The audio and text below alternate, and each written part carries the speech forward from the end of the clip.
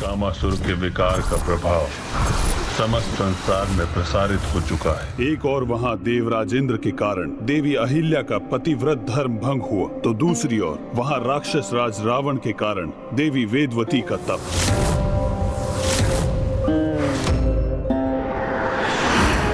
ओम श्री नारायण हरि। ओम श्री नारायण हरि। ओम श्री नारायण हरि। ओम श्री नारायण हरि। ओम श्री नारायण हरि। ओम श्री नारायण। ओम श्री नारायण हरि। ओम श्री नारायण हरि। ओम श्री नारायण हरि। कौन है ये स्त्री जो मेरे समक्ष होते हुए भी नारायण के नाम का स्मरण कर रही है? ओम श्री नारायण हरि। ओम श्री नारायण हरि। अद्भुत सौंदर्य के धनी है ये सुंदरी। ओम श्री नारायण हरि।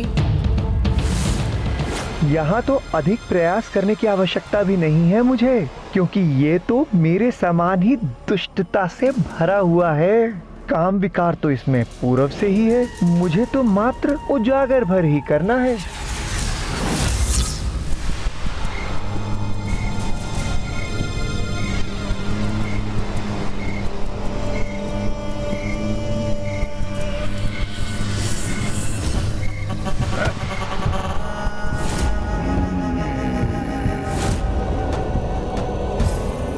इस मनमोहक सौंदर्य का अधिकारी तो एकमात्र मैं ही बन सकता हूँ।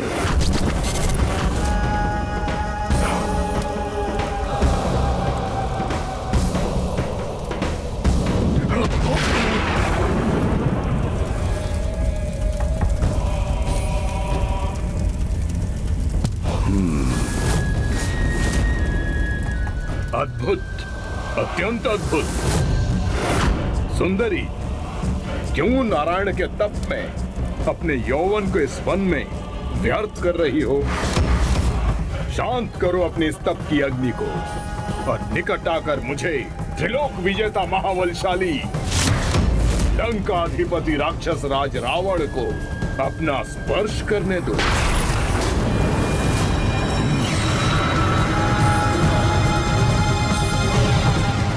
ये क्या? ये तो मात्र खड़ा होकर तप की अग्नि के मंद पड़ने की प्रतीक्षा कर रहा है, किंतु इस प्रकार मेरा प्रयोजन कैसे सिद्ध होगा? मुझे तत्काल कुछ करना ही होगा।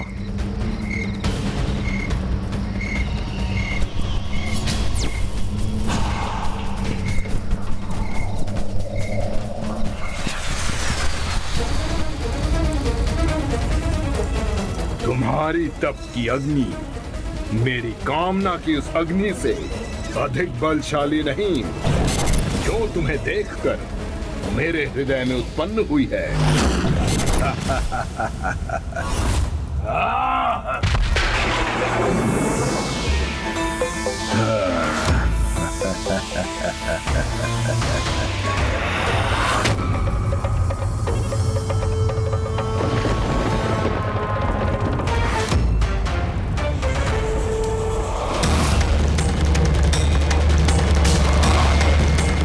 बार बार अनुरोध करने का अभ्यास नहीं है ये रावण को। चलो।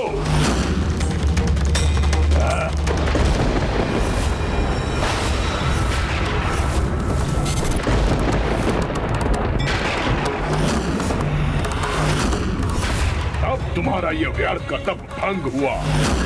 मेरे स्पर्श से आनंदित हो जाओ।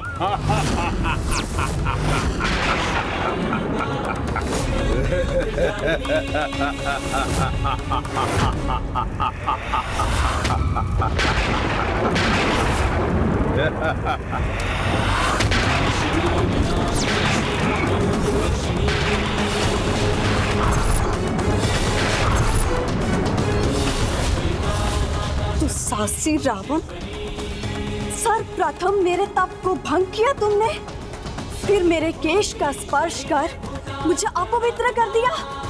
तुम्हारे इस अपराध के लिए तुम्हें दंडित करने हेतु मैं तुम्हें एक ही पल में शाप देकर भस्म कर सकती हूँ, किंतु मैं अपने तपोबल को तुम जैसे उद्दंड पर व्यर्थ नहीं करना चाहती, किंतु तुम्हें तुम्हारे दुस्साहस का दंड अवश्य दूंगी। मैं पुनर्जीवन धारण कर तुम्हारे विनाश का कारण बनूंगी। और ये जो काले केश तुम्हारे हाथ में है, यही तुम्हारा काल बनेंगे। नीच अन्यायी रावण!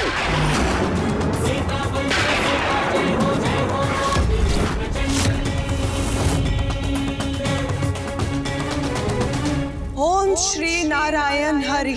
ओम श्री नारायण हरि। ओम श्री नारायण हरि। ओम श्री नारायण हरि।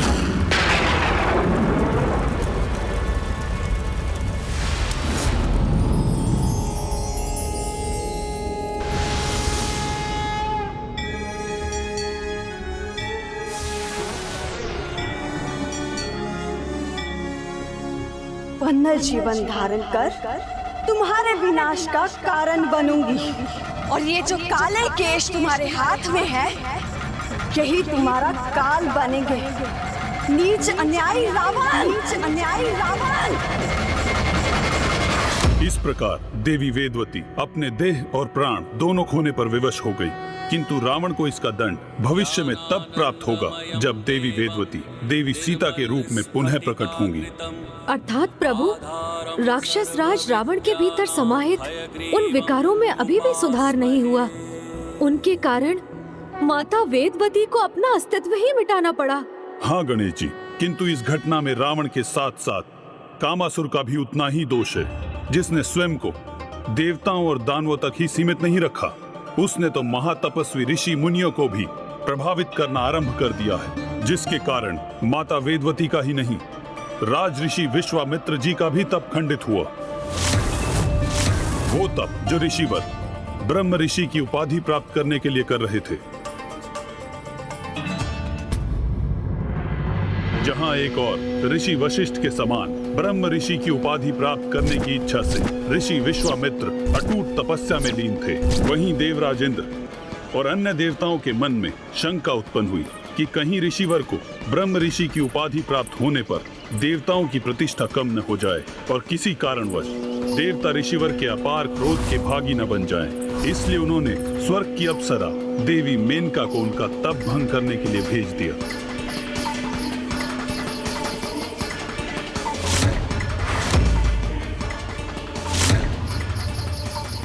आप ऋषि विश्वामित्र हैं, तो मैं भी मेनका हूँ।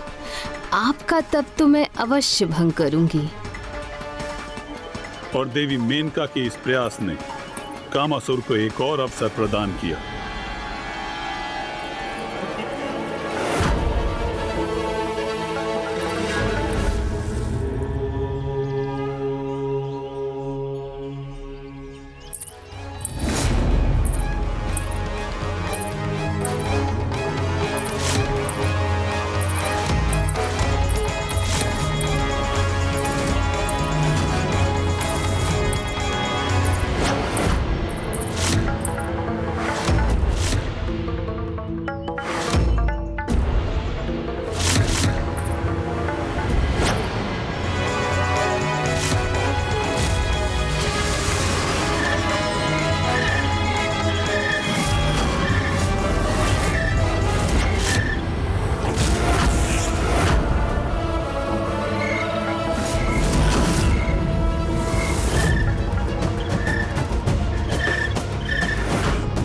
आप कितने भी ध्यान में मग्न क्यों ना हो, किंतु काम विकार के प्रभाव से आपका ध्यान भंग होना ही होना है।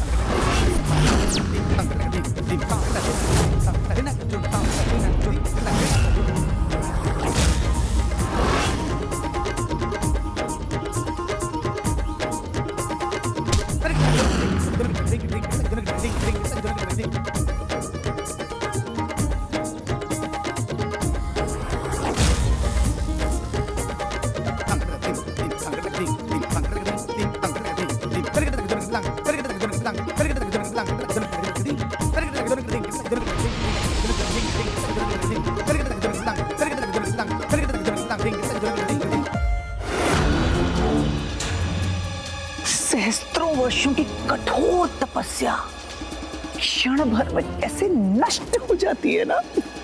जब काम विकार से कोई ग्रस्त होता है, कामासुर के प्रभाव से कोई भी सुरक्षित नहीं है, फिर चाहे वे महान तपस्वी ऋषि विश्वामित्र ही क्यों ना हो।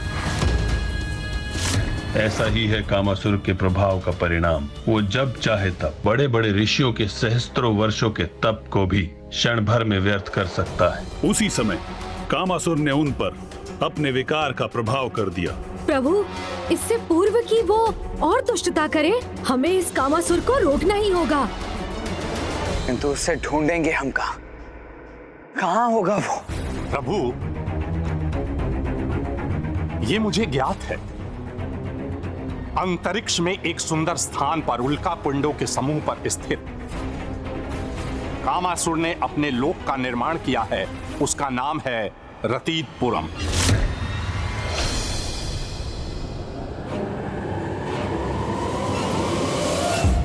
अपने किसी भी बड़ी सफलता का आनंद वहीं जाकर मनाता है कामासुर, इसलिए वो अवश्य रतीतपुरम में ही होगा। प्रभु, बताने के लिए धन्यवाद लोभासुर जी।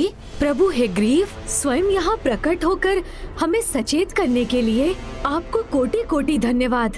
किंतु अब आप निश्चिंत रहे प्रभु, वो कामासुर अब ना तो किसी देव, ना दानव और ना ही किसी ऋषि को अपने विकार से प्रभावित करने में सफल हो सकेगा। हे गुरुमूर्ति प्रभु, हमें आज्ञा दीजिए कि हम कामासुर को विफल करने का उपाय कर सकें। हमें आज्ञा दीजिए प्रभु। प्रणाम।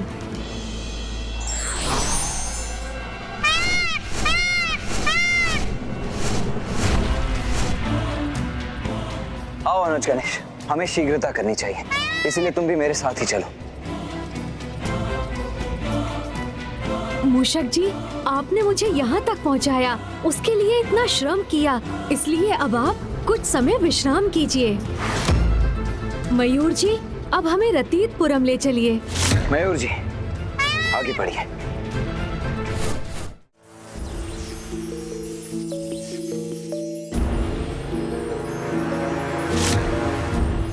अब समय आ गया है अपने रत्तीपुरम में आनंदोत्सव मनाने का।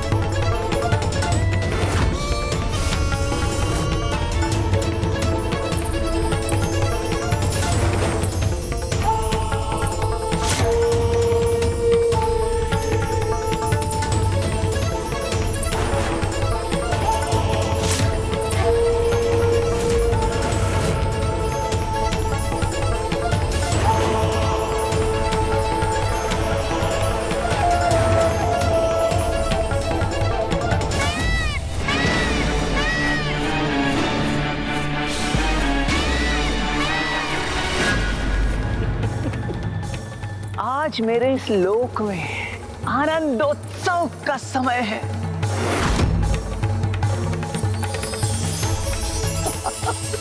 आज मेरे कार्य का प्रथम चरण जो पूर्ण हुआ, इस समस्त संसार के प्रत्येक छोर में काम भावना रूपी विकार का बीज बोने में सफलता जो प्राप्त हुई है मुझे, अब तो बस पूर्ण रूप से उसका विस्तार करना बाकी है, और वो भी शीघ्र अतिशीघ्र संपन्न होगा।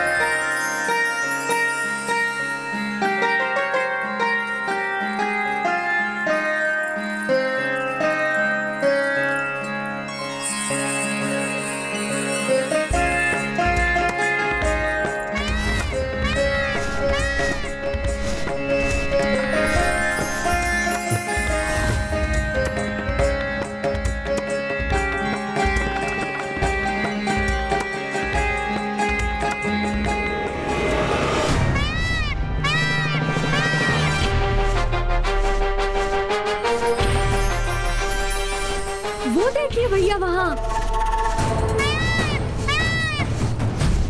हाँ अनुज, कदाचित हम रतितपुरम के निकट पहुंच गए। हाँ भैया।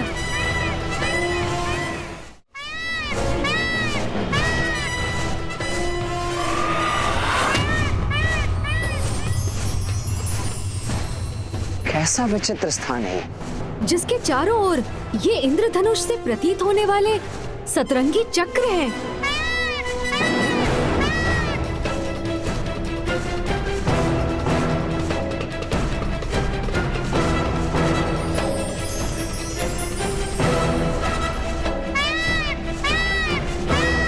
हमें शीघ्र ही वहां प्रवेश कर कामासुर को ढूंढना चाहिए अनुज।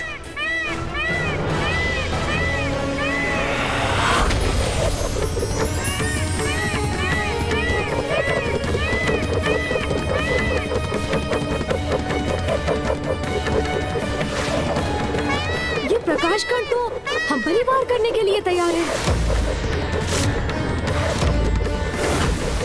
रुक जाइए भैया।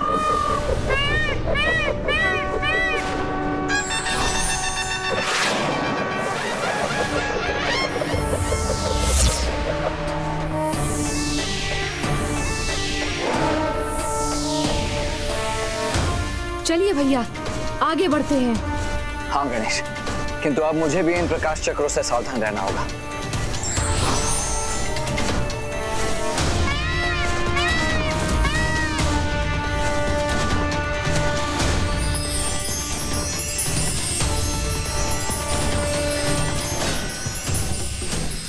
ये नील चक्र के अंश हमें आहत करने के स्थान पर हमारे चारों ओर एक घेरा क्यों बना रहे हैं?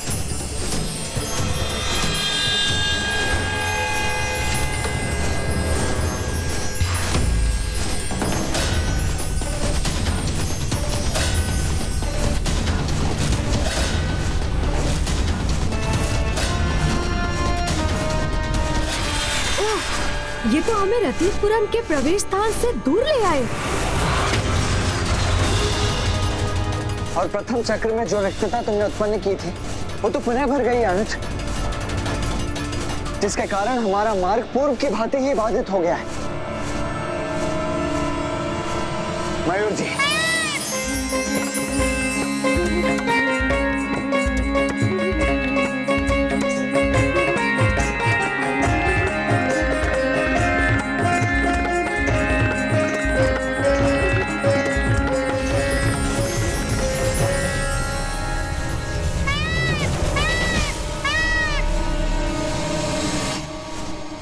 अर्थात ये चक्र मात्र कामासुर के रतितपुरम की सज्जा के लिए नहीं, अभी तो यहाँ की सुरक्षा के लिए है भैया। हाँ अनुज गणेश, और प्रत्येक बार जब भी हम भीतर जाने का प्रयास करेंगे, तब यदि हमारे साथ ऐसा ही हुआ तो हम तो यहीं स्थित रहकर रह जाएंगे।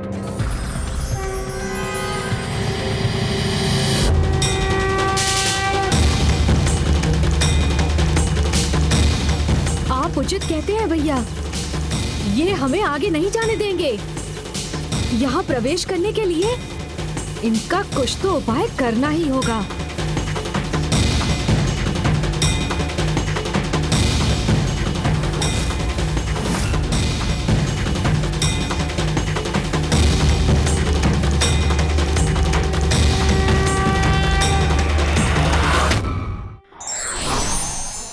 जितनी बड़ी चुनौती होगी, विजय भी उतना ही बड़ा होगा। इसीलिए व्यक्ति को प्रत्येक चुनौती के लिए सदा डटे रहना चाहिए।